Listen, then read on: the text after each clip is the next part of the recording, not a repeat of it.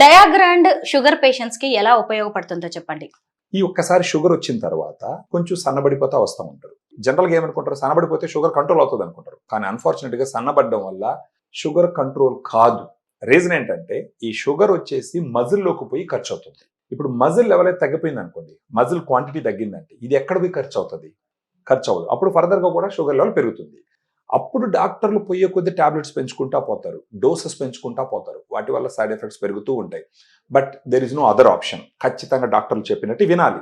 ఇప్పుడు దీంట్లో డయాగ్రాండ్ ఏ విధంగా ఉపయోగపడుతుందంటే, డయాగ్రాండ్లో 5 రకాల ప్రోటీన్ సోర్సెస్ ఉంటాయి madam. Whey protein, casein, soya, brown rice, green P. ఈ 5 రకాల ప్రోటీన్ సోర్సెస్ లోంచి ప్రోటీన్ తీసుకోవడం వల్ల ఏమవుతుందంటే, దీంట్లో వే కెసిన్ వచ్చేసి dairy protein, soya, brown rice, green pea వచ్చి వెజిటేరియన్ అనమాట. అది వచ్చేసి మామూలు ప్లాంట్ ప్రోటీన్ అంటాం.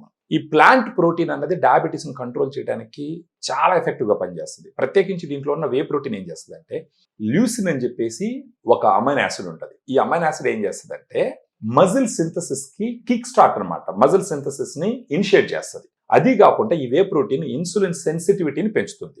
మార్నింగ్ ఏం చేస్తారు, ఒక 12 అవర్స్ ఏం తినుకుంటుంటాం, చాలా ఆకలిగా ఉంటాం. మామూలు డయాబెటీస్ ఉన్న వాళ్ళకి ఆకలి కూడా చాలా ఎక్కువ ఉంటుంది. ఇప్పుడు ఏమవుతుంది, గ్లూకోజ్ స్పైక్స్ ఇమ్మీడియట్ గా పెరుగుతాయి. అవి ఇమ్మీడియట్ గా పెరిగినాయంటే వాటి వల్ల చాలా అవయవాలు దెబ్బతింటాయి.